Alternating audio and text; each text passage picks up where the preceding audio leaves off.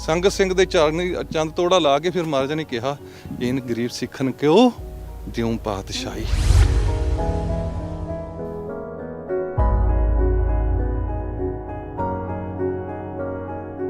ਇੰਨੀਆਂ ਗੋਲਕਾਂ ਪਈਆਂ, ਇੰਨਾ ਨਾਲ ਸਾਰਾ ਕੁਝ ਪਿਆ ਕਿ ਭਾਈ ਸੰਗਤ ਸਿੰਘ ਵਾਸਤੇ ਸਾਰਾ ਕੁਝ ਖਤਮ ਹੋ ਗਿਆ।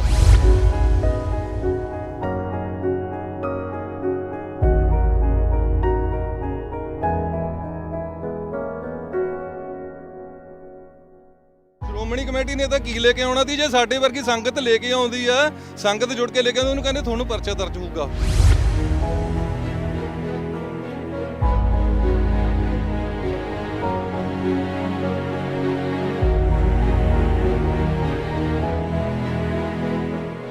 ਗੁਰੂ ਘਰ ਦੀਆਂ ਗੋਲਕਾਂ ਚੋਂ ਪੈਸੇ ਲੈ ਕੇ ਖਾਣੇ ਹੋ, ਸੰਗਤ ਦਾ 1-1 ਰੁਪਇਆ ਲੈ ਕੇ ਖਾਣੇ ਹੋ, ਕਿ ਤੁਹਾਨੂੰ ਦੁੱਖ ਨਹੀਂ ਲੱਗਦਾ?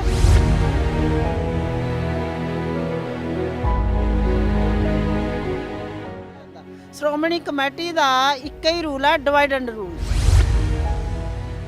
ਇਹ ਤਸਵੀਰ ਇੱਕ ਇਤਿਹਾਸਕ ਗੁਰੂ ਘਰ ਦੀ ਹੈ।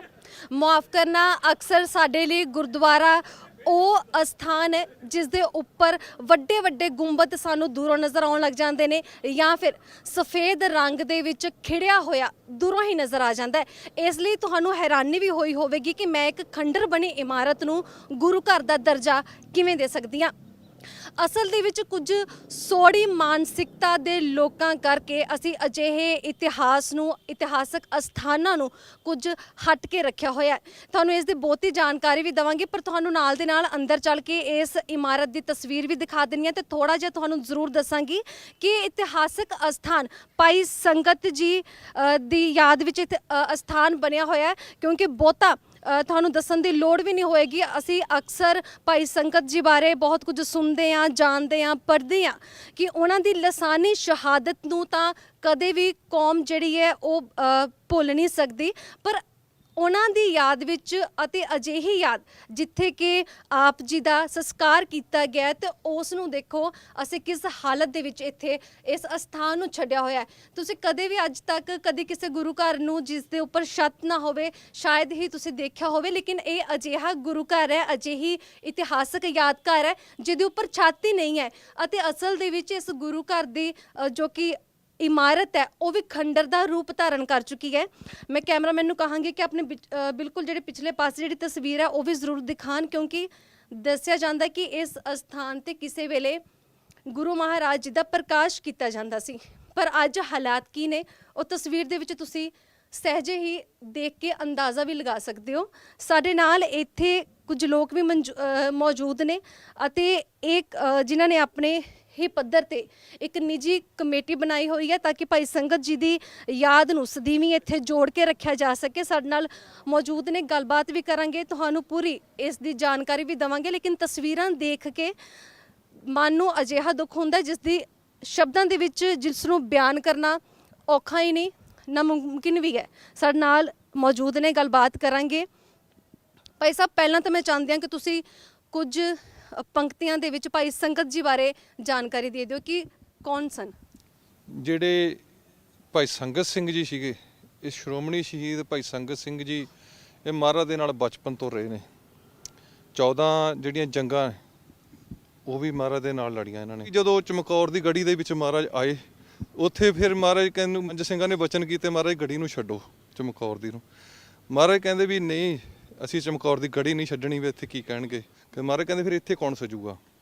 ਮਹਾਰਾਜ ਨੂੰ ਫਿਰ 5 ਸਿੰਘਾਂ ਨੇ ਬਚਨ ਕੀਤੇ, ਕਹਿੰਦੇ ਮਹਾਰਾਜ ਭਾਈ ਸੰਗਤ ਸਿੰਘ ਦਾ ਚਿਹਰਾ ਤੁਹਾਡੇ ਨਾਲ ਮੈਚਿੰਗ ਕਰਦਾ, ਇੱਥੇ ਭਾਈ ਸੰਗਤ ਸਿੰਘ ਨੂੰ ਬਿਠਾਉਂਦੇ ਆ, ਮਹਾਰਾਜ ਤੁਸੀਂ ਜਾਓ ਗੜੀ ਛੱਡ ਕੇ, ਬੇਨਤੀ ਆ ਸਾਡੀ। ਚਲੋ ਮਹਾਰਾਜ ਕਹਿੰਦੇ ਵੀ 7 ਵਚਨ। ਉੱਥੇ ਗੜੀ ਦੇ ਵਿੱਚ ਭਾਈ ਸੰਗਤ ਸਿੰਘ ਨੂੰ ਆਪਣੇ ਜਿਹੜੇ ਵਸਤਰ ਸੀਗੇ, ਇੱਕ ਕਛਹਿਰੇ ਤੋਂ ਛੁੱਟ ਮੱਕੀ ਮਹਾਰਾਜ ਸਾਰੇ ਵਸਤਰ ਮਹਾਰਾਜ ਭਾਈ ਸੰਗਤ ਸਿੰਘ ਦੇ ਪੈਣ ਆਏ। ਭਾਈ ਸੰਗਤ ਸਿੰਘ ਵਾਲੇ ਆਪਣੇ ਸੀਸ ਤੇ ਬਣਾਏ। ਰਹਿ ਗਿਆ ਕਲਗੀ ਤੋੜਾ, ਜਿਹੜਾ ਮਹਾਰਾਜ ਨੇ 4 ਪੁੱਤਰਾਂ ਨੂੰ ਨਹੀਂ ਦਿੱਤਾ, ਇੱਕ ਭਾਈ ਸੰਗਤ ਸਿੰਘ ਨੂੰ ਦਿੱਤਾ। ਸੰਗਤ ਸਿੰਘ ਦੇ ਚਰਨੀ ਚੰਦ ਤੋੜਾ ਲਾ ਕੇ ਫਿਰ ਮਹਾਰਾਜ ਨੇ ਕਿਹਾ ਇਹਨ ਗਰੀਬ ਸਿੱਖਨ ਕਿਉ ਦਿਉ ਪਾਤਸ਼ਾਹੀ। ਸਾਨੂੰ ਪਾਤਸ਼ਾਹੀਆਂ ਦੇ ਕੇ ਮਹਾਰਾਜ, ਪਰ ਅੱਜ ਉਹਨਾਂ ਦੀਆਂ ਪਾਤਸ਼ਾਹੀਆਂ ਨੂੰ ਰੋਲਿਆ ਜਾ ਰਿਹਾ। ਦੇਖੇ ਤੁਸੀਂ ਭੈਣ ਜੀ, ਪਰ ਸਾਨੂੰ ਅਫਸੋਸ ਆਉਂਦਾ, ਦੁੱਖ ਆਉਂਦਾ। ਪਰ ਅਸੀਂ ਜਦੋਂ ਸਾਡੇ ਬਾਣੇ ਮਹਾਰਾਜ ਨੇ ਪਰਾਏ ਨੇ ਨਾ, ਸਾਨੂੰ ਭਾਈ ਸੰਗਤ ਸਿੰਘ ਦਾ ਚਿਹਰਾ ਦਿਖਦਾ। ਇਹਨਾਂ ਨੂੰ ਪੁੱਛੋ ਵੀ ਹੋਰ ਨੂੰ ਕਿਸੇ ਨੂੰ ਦਿਖਦਾ? ਇੰਨੀਆਂ ਗੋਲਕਾਂ ਪਈਆਂ, ਇੰਨਾ ਸਾਰਾ ਕੁਝ ਪਿਆ ਕਿ ਭਾਈ ਸੰਗਤ ਸਿੰਘ ਵਾਸਤੇ ਸਾਰਾ ਕੁਝ ਖਤਮ ਹੋ ਗਿਆ। ਕਿਉਂ? ਕਿ ਉਹ ਭਾਈ ਸੰਗਤ ਸਿੰਘ ਰਮਦਾਸੀਆ ਬਰਾਦਰੀ ਦਾ ਸੀ ਤਾਂ ਕਰਕੇ। ਪੁੱਛੋ, ਮੈਂ ਪੁੱਛਦਾ ਚਾਹੁੰਦਾ ਸਾਰੀਆਂ ਜਥੇਬੰਦੀਆਂ ਨੂੰ, ਸਾਰੀਆਂ ਸੰਸਥਾਵਾਂ ਨੂੰ, ਸਾਰੇ ਜਿਹੜੇ ਲੀਡਰ ਵੀ ਸਾਡੇ ਵੱਡੇ ਵੱਡੇ ਸਟੇਜਾਂ ਤੇ ਆਉਣਾ ਉਰੇ। ਮਹਾਰਾਜ ਨੇ ਤਾਂ ਸਾਰਿਆਂ ਨੂੰ ਨਹੀਂ, ਜੇ ਮਹਾਰਾਜ ਨੇ ਕਹਿੰਦਾ ਜੇ ਕੱਪੜਾ ਪਾਉਣਾ ਸਾਰਿਆਂ ਤੇ ਪਾਉਣਾ, ਨਹੀਂ ਪਾਉਣਾ ਨਹੀਂ। ਇੱਥੇ ਆ ਕੇ ਖਲਵਾੜ ਹੋ ਰਿਹਾ ਸਾਡੇ ਦੇ ਨਾਲ। ਔਰ ਜਦੋਂ ਵੀ ਕੋਈ ਸਟੈਪ ਚੱਕਦਾ ਤਾਂ ਸ਼੍ਰੋਮਣੀ ਕਮੇਟੀ ਉਹਤੇ ਐਕਸ਼ਨ ਕਰਦੀ ਆ। ਤੁਸੀਂ ਇੱਥੇ ਕਦੀ ਮਤਲਬ ਕੀਤਾ ਹੈ ਕੁਝ ਇਹਨੂੰ ਬਣਾਉਣ ਦਾ ਯਤਨ ਕੀਤਾ ਜਾਂ ਕੁਝ ਸਵਾਰਨ ਦਾ ਯਤਨ ਕੀਤਾ ਹੋਵੇ ਤੇ ਸ਼੍ਰੋਮਣੀ ਕਮੇਟੀ ਨੇ ਠੁਕਰਾਇਆ ਹੋਵੇ? ਛੱਡਿਓ ਨਹੀਂ ਕਸਰ ਕੋਈ ਜੀ। ਜਦੋਂ ਵੀ ਇੱਕ ਮਾੜਾ ਜਿਹਾ ਸਟੈਪ ਚੱਕਦੇ ਆ ਅਸੀਂ, ਕਦੋਂ ਵੀ, ਮੈਨੂੰ ਘੱਟੋ ਘੱਟ ਵੀ ਇਸ ਸਥਾਨ ਦੇ ਨਾਲ ਜੁੜੇ ਨੂੰ 25-30 ਸਾਲ ਗੇੜ ਹੋ ਚੱਲਿਆ। ਜਦੋਂ ਮੇਰੀ ਸੋਝੀ ਸੰਭਲੀ, ਇੱਕ ਬਜ਼ੁਰਗ ਹੁੰਦੇ ਸੀ ਇੱਥੇ ਦੇ, ਉਹ ਬਜ਼ੁਰਗ ਸ਼ਹੀਦੀ ਪਾ ਗਏ, ਪਰ ਉਹ ਮਰਨੇ ਮਰ ਗਏ, ਪਰ ਉਹਨਾਂ ਨੂੰ ਇਹ ਜਗ੍ਹਾ ਨਹੀਂ ਜਾਗਰੂਕ ਹੋਈ। ਅਸੀਂ ਇਹਨਾਂ ਕੋਲ ਜਾ ਕੇ ਹੱਥ ਬੰਨ ਕੇ ਕਹਿੰਦੇ ਰਹੇ ਵੀ ਇਹ ਜਗ੍ਹਾ ਨੂੰ ਜਾਗਰੂਕ ਕਰ ਦਿਓ। ਕਹਿੰਦੇ ਤਾਂ ਇੱਥੇ ਭਾਈ ਸੰਗਤ ਦਾ ਸੀਸ ਹੀ ਨਹੀਂ ਆਇਆ। ਇਤਿਹਾਸ ਦੱਸ ਰਿਹਾ ਵੀ ਭਾਈ ਸੰਗਤ ਸਿੰਘ ਦਾ ਸੀਸ ਉਰੇ ਆਇਆ, ਜਿਹੜੇ ਰੂਟ ਨੂੰ ਆਇਆ। ਫਿਰ ਉਹ ਥੜੇ ਨੂੰ ਵੀ ਇਹਨਾਂ ਨੇ ਢਾਉਣ ਦੀ ਕੋਸ਼ਿਸ਼ ਕੀਤੀ, ਸਾਡੇ ਸਾਰਿਆਂ ਉਹ ਨੇ ਸੰਗਲ ਪਾਏ ਗਏ ਜੀ ਉਹਨਾਂ ਨੂੰ। ਜਦੋਂ ਅਸੀਂ ਪਿਛਲੀ ਵਾਰੀ ਵੀ ਅਸੀਂ ਜਾ ਕੇ ਬੇਨਤੀ ਕੀਤੀ, ਸਾਨੂੰ ਕਹਿੰਦੇ ਉੱਥੇ ਤਾਂ ਸੀਸ ਹੀ ਨਹੀਂ ਆਇਆ। ਮੈਂ ਕਿਹਾ ਜੀ ਫਿਰ ਇਤਿਹਾਸ ਗਲਤ ਹੈ ਕਿ ਤੁਸੀਂ ਗਲਤ ਹੋ? ਕਿਉਂ ਗਲਤ ਹੋ? ਕਿਉਂ ਨਹੀਂ ਉਹਦਾ ਸੀਸ? ਜਦੋਂ ਵੀ ਅਸੀਂ, ਜੋ ਭਾਈ ਸਾਹਿਬ ਜੀ ਉਹਨਾਂ ਦਾ ਵੱਡਾ ਪਰਪਕਾਰ ਹੈ, ਭਾਈ ਪ੍ਰੇਮ ਸਿੰਘ ਜੀ ਉਹਨਾਂ ਦਾ, ਸਾਡੇ ਜਿਹੜੇ ਪ੍ਰਧਾਨ ਨੇ ਇਸ ਸੰਸਥਾ ਦੇ। ਪਰ ਮੇਰੀ ਬੇਨਤੀ ਹੈ ਵੀ ਜਦੋਂ ਵੀ ਤੁਸੀਂ, ਸਾਡੇ ਕੋਲ ਸਬੂਤ ਪਏ ਨੇ, ਇਹਨਾਂ ਦੇ ਸਬੂਤ ਪਏ ਨੇ, ਮੈਂ ਪ੍ਰੂਫ ਕਰਦਾ, ਮੇਰੇ ਨਾਲ ਹੱਡ ਬੀਤੀਆਂ ਨੇ ਜੀ। ਮੈਂ ਕਹਿ ਰਿਹਾ ਵੀ ਮੇਰੇ ਤੋਂ ਜਿੱਥੋਂ ਮਰਜ਼ੀ ਮੈਂ ਤੁਹਾਨੂੰ ਬਿਆਨ ਦੇ ਰਿਹਾ। ਸਾਨੂੰ ਤਾਂ ਇਹਨਾਂ ਨੇ ਇੱਥੇ ਤੱਕ ਵੀ, ਥਾਣਿਆਂ ਤੱਕ ਵੀ ਚੁਕਾਉਣ ਦੀਆਂ ਕੋਸ਼ਿਸ਼ਾਂ ਕੀਤੀਆਂ ਨੇ।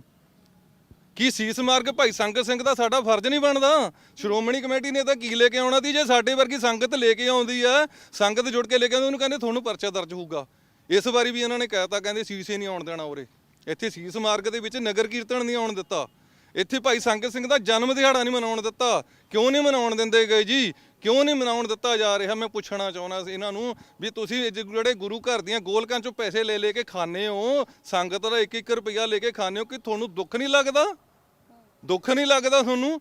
ਪੁੱਛੋ ਭਾਈ ਸੰਗਤ ਸਿੰਘ ਨੂੰ ਕਿੰਨੇ ਫੱਟ ਖਾ ਕੇ ਸ਼ਹੀਦ ਹੋਇਆ ਹੋਊਗਾ ਭਾਈ ਸੰਗਤ ਸਿੰਘ, ਕਿੰਨੀਆਂ। ਬਿਲਕੁਲ, ਸਾਡੇ ਨਾਲ ਸੰਸਥਾ ਦੇ ਹੋਰ ਵੀ ਮੈਂਬਰ ਮੌਜੂਦ ਨੇ, ਕੁਝ ਕਹਿਣਾ ਚਾਹੁੰਦੇ ਨੇ। ਹਾਂਜੀ, ਜਦੋਂ ਨਾ ਅਸੀਂ ਬਾਬਾ ਸੰਗਤ ਸਿੰਘ ਦੇ ਇਹਦਾ ਸੀਸ ਜਿੱਥੇ ਸੰਸਕਾਰ ਹੋਇਆ, ਇੱਥੇ ਜਦੋਂ ਦੇਗ ਬਣਾਈ ਜਾਂਦੀ ਹੈ ਨਾ, ਸਾਡੀ ਇਹ ਸ਼੍ਰੋਮਣੀ ਕਮੇਟੀ ਵਾਲੇ ਦੇਗ ਵੀ ਦੀ ਕੜਾਹੀ ਲੈ ਗਏ ਸੀ ਚੁੱਕ ਕੇ।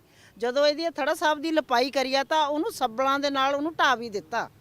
ਫਿਰ ਜਿਹੜੀ ਸੰਗਤ ਆਉਂਦੀ ਤੀ ਉਹਨਾਂ ਨੂੰ 3-5 ਕਰਦੀ ਤੀ, ਦੁਰਕਾਰ ਦਿੱਤੀ ਵੀ ਇੱਥੇ ਆਉਣ ਨਾ, ਵੀ ਇਹਨਾਂ ਨਾਲ ਸਾਨੂੰ ਡਰਾ ਧਮਕਾ ਕੇ ਵੀ ਇਹਨਾਂ ਨੂੰ ਖੇਰੂ ਕੀਤਾ ਜਾਂਦਾ। ਸ਼੍ਰੋਮਣੀ ਕਮੇਟੀ ਦਾ ਇੱਕ ਹੀ ਰੂਲ ਹੈ, ਡਿਵਾਈਡ ਐਂਡ ਰੂਲਸ।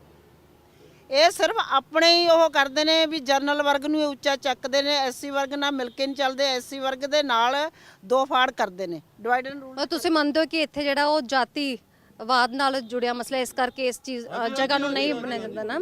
ਤੁਸੀਂ ਕਦੋਂ ਤੋਂ ਇਸ ਸਥਾਨ ਦੀ ਸੇਵਾ ਸੰਭਾਲ ਜਿਹੜੀ ਉਹ ਕਰ ਰਹੇ ਹੋ? ਅਸੀਂ ਸੇਵਾ ਸੰਭਾਲ ਇੱਥੇ ਤਾਂ ਜਿਹੜੀ ਉਹਦਾ ਉਪਰਾਲਾ ਕਰ ਰਹੇ ਹਾਂ ਇਸ ਨੂੰ ਉਜਾਗਰ ਕਰਨ ਲਈ। ਅਸੀਂ ਪਿਛਲੇ 2 ਸ਼ੀਸ਼ਮਾਰ ਇਹਦੀ ਸੀ 25/10 ਨੂੰ 12 ਨੂੰ ਸ਼ੀਸ਼ਮਾਰ ਤੇ ਆ ਰਿਹਾ ਚਮਕੌਰ ਸਾਹਿਬ, ਜੋ ਉਹਦੀ ਪਾਣੀ ਯਾਦਗਾਰ ਹੈ 10 ਨੂੰ, ਉਹ ਅਸੀਂ 3 ਸਾਲ ਤੋਂ ਅਸੀਂ ਕਰਦੇ ਆ ਰਹੇ ਹਾਂ। ਤੇ ਇੱਥੇ 16 ਫਰਵਰੀ ਨੂੰ 219 ਨੂੰ ਅਸੀਂ ਜਨਮ ਦਿਨ ਮਨਾਉਣ ਦਾ ਉਪਰਾਲਾ ਕੀਤਾ ਸੀ। ਇਹਨਾਂ ਨੇ ਉਹ ਵੀ ਇੱਥੇ ਅਸੀਂ ਕਿੰਤੂ ਵਿਰੋਧ ਕੀਤਾ। ਫਿਰ ਅਸੀਂ ਮਹਾਰਾਜ ਦਾ ਪ੍ਰਕਾਸ਼ ਉਧਰ ਕਰਾਇਆ। ਚਲੋ ਮਹਾਰਾਜ ਜਿੰਮੇ ਹਾਜ਼ਰ ਸੰਗਤ ਕਰਤੀ, ਅਸੀਂ ਸੰਗਤ ਜੋੜਨ ਦਾ ਉਪਰਾਲਾ ਕਰ ਰਹੇ ਹਾਂ। ਤੁਸੀਂ ਇਹ ਦੱਸ ਰਹੇ ਸੀਗੇ ਕਿ ਮਹਾਰਾਜ ਜੀ ਦਾ ਪ੍ਰਕਾਸ਼ ਜਿਹੜਾ ਉਹ ਇੱਥੇ ਵੀ ਇਸ ਸਥਾਨ ਤੇ ਵੀ ਹੁੰਦਾ ਸੀਗਾ, ਤੇ ਉਹਦੇ ਬਾਰੇ ਵੀ ਜ਼ਰਾ ਜਾਣਕਾਰੀ ਦਿਓ। ਹਾਂਜੀ, ਦਾਸ ਸਰਹੰਦ ਦਾ ਹੀ ਜੰਮਪਾਲਾ ਜੀ, ਤੇ ਅੱਜ ਤੋਂ 50 ਸਾਲ ਪਹਿਲਾਂ ਤੇ ਅਸੀਂ, ਮੈਂ ਤੇ ਮੇਰਾ ਹੋਰ ਸਾਥੀ, ਅਸੀਂ ਸਕੂਲੋਂ ਭੱਜ ਕੇ ਇੱਥੇ ਆ ਜਾਏ। ਇੱਥੇ ਮਹਾਰਾਜ ਪ੍ਰਕਾਸ਼ ਹੁੰਦਾ ਸੀ। ਤੇ ਜੋ ਕਿ ਆਪਣਾ ਗੁਰਦਿਆਲ ਸਿੰਘ ਆਪਣੇ ਸੰਤ ਨਹੀਂ ਹੈ, ਉਹ ਇੱਥੇ ਉਹਨਾਂ ਦੀ ਸੇਵਾ ਬਖਸ਼ੀ ਸੀ। ਇਹ ਆਪਣਾ ਮਹਾਰਾਜ ਪਟਿਆਲੇ ਵੱਲੋਂ ਇੱਥੇ ਉਹਨੂੰ ਲਾਈਬ੍ਰੇਰੀ ਅਸੀਂ ਇੱਥੇ ਉਹ ਤੋਂ ਬਾਅਦ ਪਤਾ ਨਹੀਂ ਕਿਆ ਇਹਨਾਂ ਦੀ ਹੋਈ, ਅਸੀਂ ਤਾਂ ਨੌਕਰੀ ਅਸੀਂ ਬਾਹਰ ਚੱਲਣ ਚਲੇ ਗਏ। ਉਹ ਤਾਂ ਪਤਾ ਨਹੀਂ ਕਿਆ ਹੋਇਆ, ਤੇ ਜ਼ਮੀਨ ਦੇ ਜਾਇਦਾਦ ਦੇ ਲਾਲਚ ਵਿੱਚ ਸ਼੍ਰੋਮਣੀ ਕਮੇਟੀ ਵਾਲੇ ਨੇ ਉਸ ਭਜਾ ਕੇ ਪਤਾ ਨਹੀਂ ਕਿੱਥੇ ਗਏ। ਉਹ ਤੋਂ ਬਾਅਦ ਹੁਣ ਅਸੀਂ 3 ਸਾਲ ਤੋਂ ਅਸੀਂ ਉਪਰਾਲਾ ਕਰ ਰਹੇ ਹਾਂ। ਤੇ ਤੁਸੀਂ ਕਦੇ ਬਾਅਦ ਵਿੱਚ ਸ਼੍ਰੋਮਣੀ ਕਮੇਟੀ ਤੱਕ ਕੋਈ ਪਹੁੰਚ ਨਹੀਂ ਕੀਤੀ ਕਿ ਅਜਿਹਾ ਕਿਉਂ ਕੀਤਾ ਜਾ ਰਿਹਾ, ਇੱਥੇ ਵੀ ਯਾਦਗਾਰ ਬਣਨੀ ਚਾਹੀਦੀ ਹੈ? ਸਭ ਤੋਂ ਪਹਿਲਾਂ ਹੋਰ ਵੀ ਕਮੇਟੀ ਇੱਥੇ ਬਣੀ ਵੀ ਹੈ, ਉਹ ਕਿਸੇ ਨੂੰ ਖੰਘਣ ਨਹੀਂ ਦੇ ਰਹੇ ਜੀ। ਉਹ ਅਲਾਣੀ ਦੀ ਕਮੇਟੀ ਹੈ, ਵੈਲਫੇਅਰ ਕਮੇਟੀ ਹੈ ਭਾਈ ਸੰਗਤ ਸਿੰਘ ਦੀ, ਉਹਨਾਂ ਨਾਲ ਵੀ ਬਹੁਤ ਜੋ ਹੋ ਰਿਹਾ ਹੈ। ਤੇ ਉਹ ਤਾਂ ਕਿਸੇ ਨੂੰ ਕਹਿੰਦੇ ਹੁਣ ਸੀ। ਤੇ ਅਜਿਹਾ ਹੋਣ ਦਾ ਵੱਡਾ ਕਾਰਨ ਕੀ ਮੰਨਦੇ ਹੋ ਕਿ ਕਿਉਂ ਅਜਿਹਾ ਹੋ ਰਿਹਾ ਹੈ? ਇਹ ਜਾਤਪਾਤ ਗੁਰੂ ਨੇ ਤੇ ਜਾਤਪਾਤ ਖਤਮ ਕੀਤੀ, ਇਹ ਜਾਤਪਾਤ ਹਾਲੇ ਜਾਂਦੀ ਨਹੀਂ ਹੈ, ਇਹ ਜੱਟਪਾਤ ਦਾ ਉਹ ਹੈ।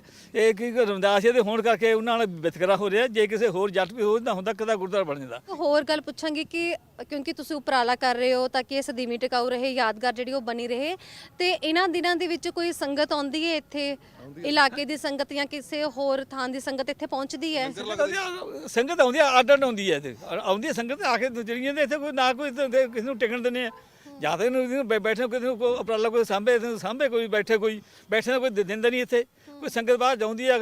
ਅਸੀਂ ਆਪਣੀ ਮੀਟਿੰਗ ਕਰਕੇ, ਅੱਜ ਸਾਡੀ ਮੀਟਿੰਗ ਹੈ 25 ਤਰੀਕ ਦੀ, ਅਸੀਂ ਆਏ ਸੀ। ਅਸੀਂ ਤਾਂ ਸੰਗਤ ਜੋੜਨ ਦਾ ਉਪਰਾਲਾ ਕਰ ਰਹੇ ਹਾਂ। ਉਹ ਵੱਧੋ ਸੰਗਤ ਇੱਥੇ ਆਵੇ, ਇਹ ਆਪਣਾ ਇਸਤਾਰ ਉਜਾਗਰ ਹੋਵੇ ਤੇ ਉਹਨਾਂ ਰਹਿੰਦੀ ਦੁਨੀਆ ਤੱਕ ਉਹਨੂੰ ਕੋਈ ਯਾਦ ਕਰ ਸਕੇ।